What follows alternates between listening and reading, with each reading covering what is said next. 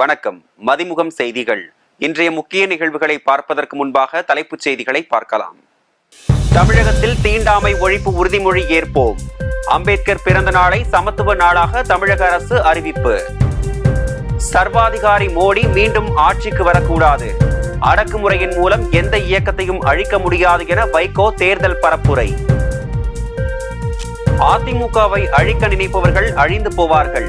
அதிமுக ஒரு மாதிரியான கட்சி என அண்ணாமலைக்கு எடப்பாடி பழனிசாமி பதிலடி. தீப்பெட்டி சின்னத்திற்கு வாக்கு கேட்டு துரை வைகோ தீவிர பிரச்சாரம். பிரச்சாரத்தின் போது துரை வைகோவுக்கு பொதுமக்கள் அமோக வரவேற்பு. விரிவான செய்திகள். அம்பேத்கர் பிறந்த நாளான ஏப்ரல் 14ஆம் தேதி தமிழகத்தில் தீண்டாமை ஒழிப்பு உறுதிமொழி ஏற்போம் என முதலமைச்சர் மு.க.ஸ்டாலின் தெரிவித்துள்ளார். அம்பேத்கர் பிறந்த நாளை ஒட்டி முதலமைச்சர் வெளியிட்டுள்ள அறிக்கையில் சாதி சமய வேறுபாடுகளை ஒழிப்பதில் அடையாள சின்னமாக விளங்கிய அம்பேத்கர் பிறந்த நாளான ஏப்ரல் 14ஆம் தேதி சமத்துவ நாள் என அறிவித்துள்ளார். அம்பேத்கரின் புகழை போற்றும் வகையில் வியாசர்பாடி அரசு கலைக்கல்லூரிக்கு அம்பேத்கர் அரசு கலைக்கல்லூரி என்றும், சென்னை சட்டக்கல்லூரிக்கு அம்பேத்கர் சட்டக்கல்லூரி என பெயர் சூட்டியுள்ளதாக தெரிவித்துள்ளார். புதிதாக உருவாக்கப்பட்ட சட்ட பல்கலைக்கழகத்திற்கு அம்பேத்கர் சட்ட பல்கலைக்கழகம் என்றும் பெயர் சூட்டியதுடன், சென்னை ராஜா அண்ணாமலைபுரத்தில் அண்ணல் அம்பேத்கர் மணிமண்டபம் அமைத்து அவரது சிலையை நிறுவி திமுக அரசு அம்பேத்கரை போற்றியுள்ளதாகவும் முதலமைச்சர் குறிப்பிட்டுள்ளார். ஏப்ரல் 14ஆம் தேதி தமிழ்நாடு முழுவதும் தீண்டாமை ஒழிப்பு உறுதிமொழி ஏற்போம் என்றும், அம்பேத்கர் வழியில் சமத்துவ சமுதாயத்தை உருவாக்கிட அனைவரும் பாடுபடுவோம் எனவும் குறிப்பிட்டுள்ளார். சர்வாதிகாரி மோடி மீண்டும் ஆட்சிக்கு வரக்கூடாது என மதிமுக பொதுச் செயலாளரும் மாநிலங்களவை உறுப்பினருமான வைகோ தெரிவித்துள்ளார். தூத்துக்குடி நாடாளுமன்ற தொகுதியில் திமுக சார்பில் போட்டியிடும் கனிமொழியை ஆதரித்து கோவில்பட்டி அருகே உள்ள இனாமணியாச்சி விலக்கு பகுதியில் மதிமுக பொதுச் செயலாளர் வைகோ தேர்தல் பிரச்சாரம் மேற்கொண்டார். அப்போது பேசிய அவர், பிரதமர் ஜனநாயகவாதி அல்ல, சர்வாதிகாரி என விமர்சித்தார். அடக்குமுறையின் மூலமாக எந்த இயக்கத்தையும் அழிக்க முடியாது என குறிப்பிட்ட வைகோ, சர்வாதிகாரிகள் நிலைத்து நின்று ஆட்சி நடத்த முடியாது எனவும் தெரிவித்தார். ஆனால் நரேந்திர மோடி சொல்கிறார், திராவிட இயக்கத்தை அழித்து விட்டுத்தான் மறுவேலை என்கிறார். மிஸ்டர் பிரைம் மினிஸ்டர், நான் பார்லிமெண்டே கேட்பேன், நீங்க இப்படி பேசுறீங்களே, பிரதமர் பேசுகிற பேச்சா இது? 130 இல்ல 128 கோடி மக்களை கொண்டிருக்கக்கூடிய இந்த நாட்டினுடைய தலைமை அமைச்சர் இப்படி பேசலாமா? ஒரு இயக்கத்தை அழித்து விடுவேன் என்று பேசலாமா? சர்வாதிகாரி பிரதமர் மோடியின் 10 ஆண்டு கால ஆட்சியில் தமிழகம் வஞ்சிக்கப்பட்டுள்ளதாக அமைச்சர் உதயநிதி ஸ்டாலின் தெரிவித்துள்ளார். தூத்துக்குடி நாடாளுமன்ற தொகுதிக்குட்பட்ட திருச்செந்தூரில் திமுக இளைஞரணி செயலாளரும் அமைச்சருமான உதயநிதி ஸ்டாலின் திமுக வேட்பாளர் கனிமொழியை ஆதரித்து பிரச்சாரம் மேற்கொண்டார். பிரச்சாரத்தில் பேசிய அவர், ஜெயலலிதா முதலமைச்சராக இருந்த காலத்திலும் தமிழகத்தில் நீட் தேர்வு வரவில்லை என்றும், எடப்பாடி பழனிசாமி ஆட்சியில் தமிழகத்தில் நீட் தேர்வு கொண்டுவரப்பட்டுள்ளதாகவும் தெரிவித்தார். தமிழ்நாட்டு மக்கள் ஜிஎஸ்டியில் செலுத்தும் ₹1 ஒன்றிய அரசு 29 பைசாவை மட்டுமே திருப்பி தருவதாக குற்றம் சாட்டிய அவர், சர்வாதிகாரி பிரதமர் மோடியின் 10 ஆண்டு கால ஆட்சியில் தமிழகம் வஞ்சிக்கப்பட்டுள்ளதாக தெரிவித்தார். தமிழ்நாட்டு மக்கள் உங்களுக்கு 29 பைசா யார் அப்பா வீட்டு காசை எடுத்து யாருக்கும் கொடுக்குறீங்க? தமிழ்நாட்டு மக்கள் நீங்க கருதக்கூடிய வரிப்பணத்தை நமக்கு கொடுக்காம தமிழ்நாட்டுக்கு எதையாவது செஞ்சிருக்காரா? வெள்ளம் வந்து எட்டி பார்த்தாரா? மிக்சா புயல் வந்து எட்டி பார்த்தாரா? நம்முடைய மொழி உரிமையை கல்வி உரிமையை பறிச்சு நீட் தேர்வு கொண்டு வந்தாங்க. உங்களுக்கு தெரியும், 2010ஆம் ஆண்டு இந்தியா முழுக்க நீட் தேர்வு வந்துருச்சு. தமிழ்நாட்டுக்குள்ள கலைஞர் முதலமைச்சரா இருந்தாரு. தமிழ்நாட்டுக்குள் நுழைய விட்டாரா? நுழைவு தேர்வு ரத்து செஞ்சு கவுன்சிலிங் முறையில நான் சீட்டு தரேன், 12ஆம் வகுப்பு மதிப்பெண் போதும் அப்படின்னு கவுன்சிலிங் முறையில சீட்டு கொடுத்து ஏழை எளிய மாணவர்களை மருத்துவராக்குனது டாக்டர் கலைஞருடைய அரசு. இன்னும் சொல்றேன், மறைந்த முதலமைச்சர் ஜெயலலிதா அம்மையார் இருந்த வரைக்கும் தமிழ்நாட்டுக்குள்ள நீட் தேர்வு வந்துச்சா? இந்தியாவோட அனைத்து மாநிலங்களும் வந்துருச்சு. ஆனா தமிழ்நாட்டுக்குள்ள நம்ம நுழைய விடவே இல்லை. அந்த அம்மா இறந்த பிறகு, மறைந்த முதலமைச்சர் ஜெயலலிதா இறந்த பிறகு இந்த அடிமை கூட்டம் பாஜகவுக்கு பயந்து அவங்க சொல்ற பேச்சை கேட்டு நீட் தேர்வு நுழைச்சு கிட்டத்தட்ட அரியலூர் மாவட்டத்தில் அனிதால ஆரம்பிச்சு சென்ற வருஷம் சென்னையில ஜெகதீசன், கோம்பேட்டை சேர்ந்த ஜெகதீசன் பையன் 22 குழந்தைங்க தற்கொலை பண்ணிருக்காங்க. அதிமுகவை அழிக்க நினைப்பவர்கள் அழிந்து போவார்கள் என எடப்பாடி பழனிசாமி தெரிவித்துள்ளார். சிதம்பரம் தொகுதியில் அதிமுக சார்பில் போட்டியிடும் வேட்பாளர் சந்திரகாசனை ஆதரித்து அக்கட்சியின் பொதுச் செயலாளர் எடப்பாடி பழனிசாமி அரியலூரில் பிரச்சாரம் மேற்கொண்டார். அப்போது பேசிய அவர், இந்தியாவிலேயே அதிக தொண்டர்களை கொண்ட ஒரே கட்சி அதிமுக தான் என தெரிவித்தார். அதிமுகவை ஒழிப்பேன் என பாஜக தலைவர் அண்ணாமலை ஆணவத்தால் பேசுவதாகவும், அதிமுக ஒரு மாதிரியான கட்சி என்றும் எடப்பாடி பழனிசாமி பதிலடி கொடுத்துள்ளார். மக்களை வஞ்சிக்கும் திட்டத்தை பாஜக கொண்டு வந்தால் அதை எதிர்க்கும் திறன் அதிமுகவிற்கே உள்ளதாகவும், மக்களுக்கு நன்மை பயக்கும் திட்டங்களை கொண்டு வந்தால் அதை பாராட்டவும் தயங்க மாட்டோம் எனவும் கூறினார். நிறைய திட்டங்களை நிறைவேற்றி தந்திருக்கிறோம். எங்க அரசு சிமெண்ட் ஆலை இருக்குது, அதை புதுப்பிக்கிறதுக்கு 850 கோடி கொடுத்தோம். 850 கோடியில அரியலூர் சிமெண்ட் ஃபேக்டரி இன்றைக்கு அதை நாங்க புதிய ஆலையாக விரிவுபடுத்திருக்கிறோம். நான் ஏற்கனவே சொன்னேன், மருத்துவக் கல்லூரி மருத்துவமனை 400 கோடி, குன்னம் வட்டம் கொற்றை கிராமத்தில் மருதியாற்றின் குறுக்க 94 கோடியில இன்னைக்கு அணை கட்டி முடிச்சிருக்கிறோம். ஜெயங்கொண்டத்தில் புதிய அரசு கலைக்கல்லூரி திறந்திருக்கிறோம். ஆண்டிமடத்தில் புதிய தாலுகா அறிவிக்கப்பட்டு அலுவலகம் திறக்கப்பட்டிருக்குது. ஜெயங்கொண்டத்தில் 22 கோடியில புதிய நீதிமன்ற வளாகம் இன்றைக்கு நிறுவப்பட்டுள்ளது. குன்னம் தொகுதி பனங்கூர் சாலையில 3 கோடியில பாலம் கட்டி கொடுத்திருக்கணும். குன்னம் தொகுதி கொலகானந்தம் எஸ் குடிக்காடு குன்னம் சாலையில 2.5 கோடியில பாலம் கட்டியிருக்கிறோம். குன்னம் தொகுதி திருச்சி நாடாளுமன்ற தொகுதி வேட்பாளர் துரை வைகோ தீப்பெட்டி சின்னத்திற்கு வாக்கு கேட்டு தீவிர பிரச்சாரம் மேற்கொண்டார். திமுக தலைமையிலான இந்தியா கூட்டணியில் திருச்சி நாடாளுமன்ற தொகுதியில் மதிமுக வேட்பாளர் துரை வைகோ போட்டியிடுகிறார். இந்நிலையில் நாள்தோறும் கூட்டணி கட்சி நிர்வாகிகளோடு தீப்பெட்டி சின்னத்திற்கு துரை வைகோ தீவிர வாக்கு சேகரிப்பில் ஈடுபட்டு வருகிறார். அதன் ஒரு பகுதியாக தொடையூர், முட்டுக்காடு, சத்தியமங்கலம், இரும்பாளி, மேலூர், வெள்ளனூர், தென்னங்குடி ஆகிய பகுதிகளில் தீப்பெட்டி சின்னத்திற்கு வாக்கு கேட்டு துரை வைகோ பொதுமக்கள் இடையே உரையாற்றினார். அதனைத் தொடர்ந்து தென்னங்குடி, வைத்தூர், மூட்டாம்பட்டி, திருமலையாபுரம், உப்பிலியக்குடி, வாழமங்கலம், செனையக்குடி, பெரியதம்பி உடையாம்பட்டி, பெரம்பூர், வீரக்குடி ஆகிய பகுதிகளில் தீப்பெட்டி சின்னத்திற்கு வாக்கு கேட்டு துரை வைகோ பொதுமக்களிடையே உரையாற்றினார். நீங்க கேஸ் சிலிண்டர் நீங்க மோடி ஆட்சிக்கு வரதுக்கு முன்னாடி 10 வருஷத்துக்கு முன்னாடி கேஸ் சிலிண்டர் விலை எவ்வளவு இருந்தது? 320 ரூபாய் இருந்தது. இந்த மனுஷன் என்னைக்கு ஆட்சிக்கு வந்தாரோ அது கிட்டத்தட்ட 900 ரூபாய் 1000 ரூபாய்க்கு மேல போயிருச்சு. இப்ப எலெக்ஷனுக்காண்டி கொஞ்சம் குறைச்சிருக்காங்க. நம்மளுடைய இந்தியா கூட்டணி ராகுல் காந்தி என்ன தெரியுமா சொல்றாரு? 900 ரூபாய் கிடையாது, நாங்க ஆட்சிக்கு வந்த மோடியை நீங்க வீட்டுக்கு அனுப்புனீங்கன்னா 500 ரூபாய்க்கு கொடுக்குறோம்னு சொல்றோம். என்ன 500 ரூபாய்க்கு? பெட்ரோல் லிட்டர் 75 ரூபாய்க்கும் டீசல் வெறும் 65 ரூபாய்க்கு நம்ம கொடுக்குறோம் நமக்காண்டி. சரி, இன்னொரு முக்கியமான பிரச்சனைமா, நமக்கு சாப்பாடு எல்லாமே போடுற யாரு? உங்களை மாதிரி ஆட்கள் விவசாய காட்டுல போய் அந்த வெயிலையும் மழையிலையும் பார்க்காம போய் நீங்க வேலை செஞ்சு நீங்கள மாதிரி விவசாய கூலிகள் சரி விவசாயில நீங்க பாடுபட்டு செஞ்சுதான் நம்ம சாப்பாடு சாப்பிடுறோம். விவசாயிகள் இந்த 10 வருஷத்துல மோடி ஆட்சியில 1.5 லட்சம் விவசாயிகள் இந்தியா முழுவதும் தூக்குப்பிடி செத்துருக்காங்க. 1.5 லட்சம் விவசாயிகமா 10 பேர் 50 பேர் கிடையாது, அத்தனை பேர் கடன்ல செத்து போயிருக்கிறாங்க. 10 வருஷமா நம்மளுடைய இந்தியாவில் இருக்கிற கூட்டணியில் இருக்க அத்தனை கட்சிக்காரங்களும் மோடி கிட்ட என்ன தெரியுமா கேட்கிறோம்? விவசாயிகளுடைய பயிர்க்கடனை தயவு செய்து கொஞ்சம் தள்ளுபடி பண்ணுங்க. அங்கங்க விவசாயிகள் தற்கொலை பண்ணிட்டு இருக்காங்க, தயவு செய்து ஒரு முறை பண்ணுங்கன்னு சொன்னதுக்கு இல்ல பொருளாதார கஷ்டம், கொரோனா வந்துருச்சு, கவர்மெண்ட் கிட்ட காசு கிடையாதுன்னு சொன்னாங்க. நான் உங்கள் இந்த திருச்சி கந்தர்வக்கோட்டை தொகுதி மட்டுமல்ல, இந்த திருச்சி நாடாளுமன்ற தொகுதி மக்களின் குரலாக அங்கே டெல்லியில் இந்த துரை வைக்க ஒழிப்பேன் என்கிற வாக்குறுதி அளித்துவிட்டு வருகின்ற நாடாளுமன்ற தேர்தல் எனக்கு தீப்பெட்டி சின்னத்தில் வாய்ப்பளித்து வெற்றி பெற செய்யுமாறு அன்புடன் பண்புடன் தாழ்மையுடன் வேண்டி கேட்டு கன்னியாகுமரி தக்கலை பகுதியில் பாஜக வேட்பாளர்களை ஆதரித்து உள்துறை அமைச்சர் அமித்ஷா வாகன பேரணியில் ஈடுபட்டார். பாஜக வேட்பாளர் பொன் ராதாகிருஷ்ணன், விளவங்கோடு வேட்பாளர் நந்தினியை ஆதரித்து உள்துறை அமைச்சர் அமித்ஷா பிரச்சாரம் மேற்கொண்டார். மேட்டுக்கடையில் இருந்து பழைய பேருந்து நிலையம் வரை திருவனந்தபுரம் சாலையில் சுமார் 1 கிலோமீட்டர் தூரத்துக்கு நடைபெறும் வாகன பேரணியில் அமித்ஷா கலந்து கொண்டு திறந்த வாகனத்தில் நின்றவாறு தேர்தல் பிரச்சாரம் செய்தார்.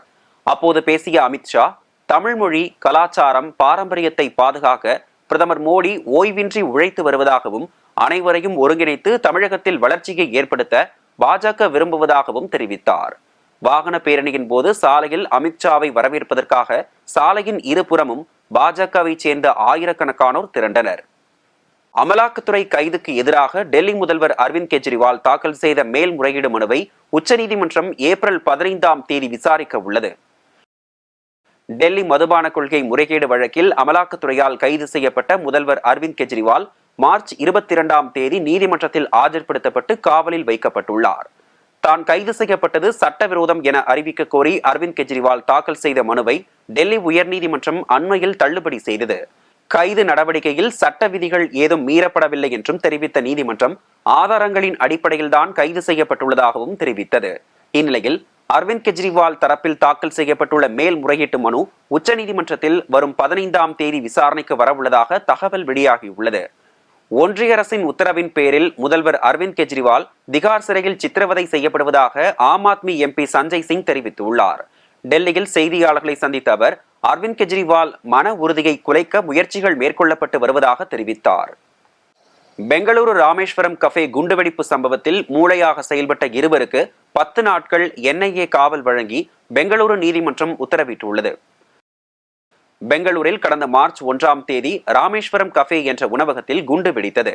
அதில் பலர் படுகாயமடைந்த நிலையில் இந்த சம்பவம் பெரும் பரபரப்பை ஏற்படுத்தியது.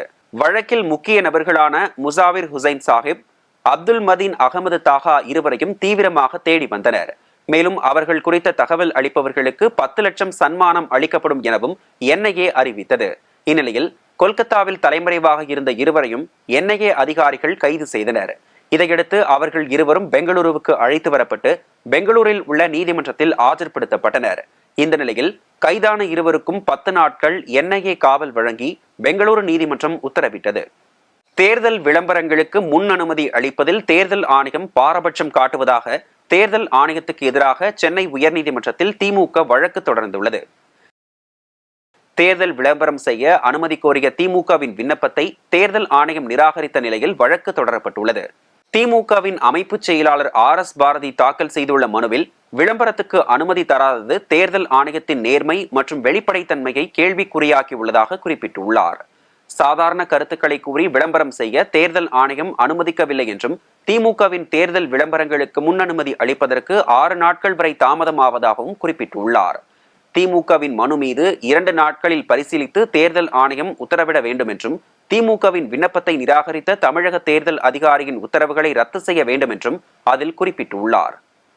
மக்களவை தேர்தலை முன்னிட்டு தமிழகத்தில் 4 முதல் 9ஆம் வகுப்பு வரையிலான மாணவர்களுக்கு ஏப்ரல் 21ஆம் தேதி வரை தொடர் விடுமுறை அளிக்கப்பட்டுள்ளது. மக்களவை தேர்தலை முன்னிட்டு பெரும்பாலான பள்ளிகள் தேர்தல் முகாம்களாக மாற்றப்பட உள்ளன.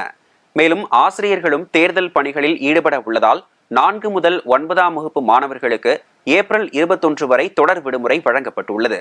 ஏப்ரல் 22, 23ஆம் தேதிகளில் நடைபெறும் தேர்வுக்கு பின்னரே மாணவர்களுக்கு கோடை விடுமுறை வழங்கப்பட உள்ளது. மக்களவை தேர்தலை முன்னிட்டு ஏப்ரல் 18ஆம் தேதி அரசு பேருந்துகளில் பயணிக்க 20,000 பேர் முன்பதிவு செய்துள்ளனர். தமிழகத்தில் ஏப்ரல் 19ஆம் தேதி நடைபெறவுள்ள மக்களவை தேர்தலில் வாக்களிக்க வசதியாக 17, 18 ஆகிய தேதிகளிலும் தேர்தல் முடிந்த பிறகும் சென்னை மற்றும் பிற இடங்களுக்கு திரும்ப வசதியாக 20, 21 ஆகிய தேதிகள் என மொத்தம் 4 நாட்களிலும் 10,150 சிறப்பு பேருந்துகள் இயக்கப்படுகின்றன. இந்நிலையில் அரசு பேருந்துகளில் சுமார் 1.27 லட்சம் இருக்கைகள் முன்பதிவு செய்ய வழிவகை செய்யப்பட்டுள்ளது.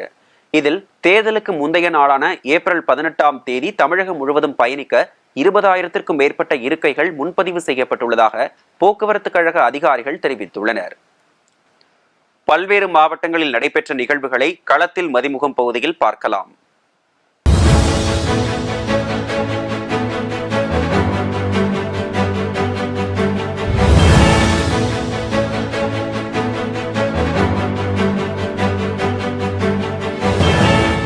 திண்டுக்கல் மாவட்டம் கொடைக்கானல் பிரையன் பூங்காவில் வாக்காளர் விழிப்புணர்வு நிகழ்ச்சி நடைபெற்றது. விழிப்புணர்வு நிகழ்ச்சியில் பூங்கா பணியாளர்கள், சுற்றுலா பயணிகள், அரசு துறையினர் உள்ளிட்டோர் கலந்து கொண்டு 100% வாக்களிக்க வேண்டும், ஓட்டுக்கு தேவையில்லை நோட்டு போன்ற வாக்குறுதிகளை அளித்தனர். வாக்களிப்பதன் அவசியத்தை வலியுறுத்தும் விதமாக விரலில் மை தடவியது போன்ற மலர் உருவ அமைப்பு பூங்காவில் ஏற்படுத்தப்பட்டது சுற்றுலா பயணிகளை அதிகம் கவர்ந்தது. ராணிப்பேட்டை மாவட்டம் ஆற்காடு 24வது வார்டு பகுதியில் கடந்த 2 வாரங்களுக்கு மேலாக பைப்லைன் உடைந்து குடிநீர் வெளியேறி வருவதை நகராட்சி நிர்வாகம் உடனடியாக சீரமைக்க வேண்டும் என பொதுமக்கள் கோரிக்கை விடுத்துள்ளனர். கோடை காலம் என்பதால் குடிநீர் தட்டுப்பாடு ஏற்படாத வண்ணம் பைப்லைனை சீரமைத்து குடிநீர் வீணாவதை தடுக்க வேண்டும் என சமூக ஆர்வலர்கள் கோரிக்கை விடுத்துள்ளனர். கொடைக்கானலில் சுற்றுலா பயணிகளின் வருகை அதிகரிப்பால் 3வது நாளாக கடும் போக்குவரத்து நெரிசல் ஏற்பட்டுள்ளது. தொடர் விடுமுறையை ஒட்டி திண்டுக்கல் மாவட்டம் கொடைக்கானலில் கடந்த சில தினங்களாக சுற்றுலா பயணிகளின் வருகை அதிகரித்து காணப்படுகிறது. குறிப்பாக மூஞ்சிக்கல், அண்ணா சாலை, ஏரி சாலை, கல்லறைமேடு, சீனிவாசபுரம் உள்ளிட்ட பல்வேறு பகுதிகளில் கடுமையான போக்குவரத்து நெரிசல் ஏற்பட்டது. சாலைகளில் இருபுறங்களிலும் சுற்றுலா வாகனங்கள் நீண்ட வரிசையில் ஒன்றன் பின் ஒன்றாக ஊர்ந்து செல்லும் நிலை ஏற்பட்டுள்ளது. பொதுமக்கள் அச்சமின்றி வாக்களிக்க அனைத்து ஏற்பாடுகளும் செய்யப்பட்டுள்ளதாக வேலூர் மாவட்ட காவல் கண்காணிப்பாளர் மணிவண்ணன் தெரிவித்துள்ளார். பதற்றம் நிறைந்த வாக்குச்சாவடிகளில் கூடுதலாக காவலர்கள் ரோந்து பணியில் ஈடுபடுத்தப்பட உள்ளதாக அவர் தெரிவித்தார். திருவண்ணாமலை நாடாளுமன்ற தொகுதி திமுக வேட்பாளர் CN அண்ணாதுரை செங்கம் தொகுதிக்கு உட்பட்ட ஆத்திப்பாடி, மோத்தக்கல், தானிப்பாடி, பீமாரப்பட்டி உள்ளிட்ட பல்வேறு ஊராட்சிகளில் தீவிர பிரச்சாரத்தில் ஈடுபட்டார். மோத்தக்கல் ஊராட்சி அருகே பிரச்சாரத்தில் ஈடுபட்ட போது நுங்கு வியாபாரம் செய்த வியாபாரிக்கு உதவும் வகையில் நுங்கு வெட்டி கொடுத்து நூதன முறையில் பிரச்சாரத்தை மேற்கொண்டார். தருமபுரி மக்களவை தொகுதியில் தேசிய ஜனநாயக கூட்டணியில் பாமக சார்பில் போட்டியிடும் வேட்பாளர் சௌமியா அன்புமணியை ஆதரித்து தருமபுரி மாவட்டம் தொப்பூரில் தமிழ் மாநில காங்கிரஸ் தலைவர் GK வாசன் பிரச்சாரம் மேற்கொண்டார். வேலூர் நாடாளுமன்ற தொகுதியில் தேசிய ஜனநாயக கூட்டணி சார்பில் போட்டியிடும் புதிய நீதி கட்சி தலைவர் AC சண்முகம் குடியாத்தம் நகராட்சிக்குட்பட்ட தங்கம் நகர், பெரியார் நகர் உள்ளிட்ட பகுதிகளில் தீவிர வாக்கு சேகரிப்பில் ஈடுபட்டார். மத்திய சென்னை திமுக வேட்பாளர் தயாநிதி மாறன் சென்னை அண்ணா நகர் டவர் பூங்காவில் துண்டு பிரச்சாரம் வழங்கி தீவிர வாக்கு சேகரிப்பில் ஈடுபட்டார். தயாநிதி மாறன் அண்ணா நகர் டவர் பூங்காவில் பிரச்சாரம் செய்ய சென்றபோது இளைஞர்களின் புதிய இருசக்கர வாகனத்தை இயக்கி நூதன முறையில் வாக்கு சேகரித்தார்.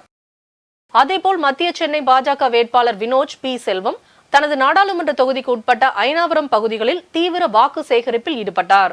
அப்போது அவருக்கு அப்பகுதி மக்கள் உற்சாக வரவேற்பு அளித்தனர்.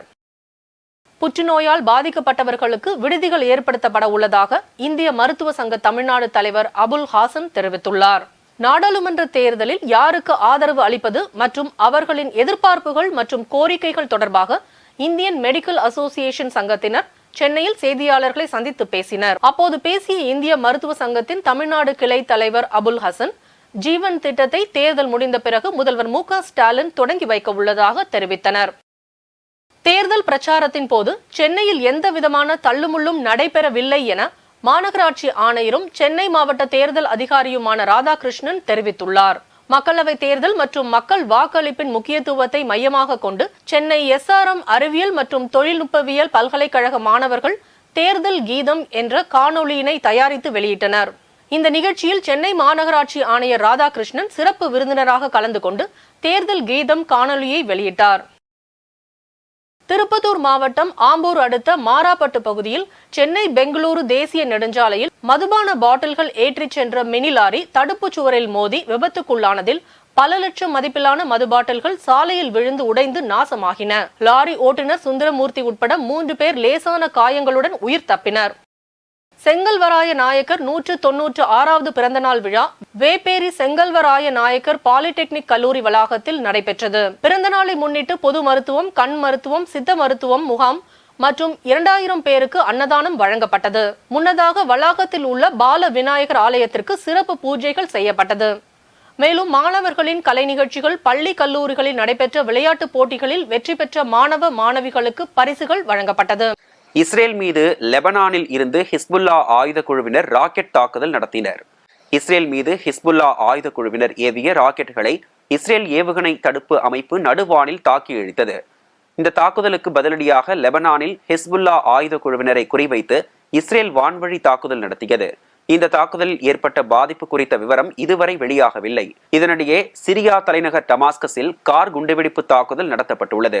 சிரியாவில் உள்ள தூதரகம் மீது இஸ்ரேல் நடத்திய தாக்குதலுக்கு ஈரான் பதிலடி கொடுக்கலாம் என்பதால் மத்திய கிழக்கு பகுதியில் பதற்றமான சூழ்நிலை ஏற்பட்டுள்ளது.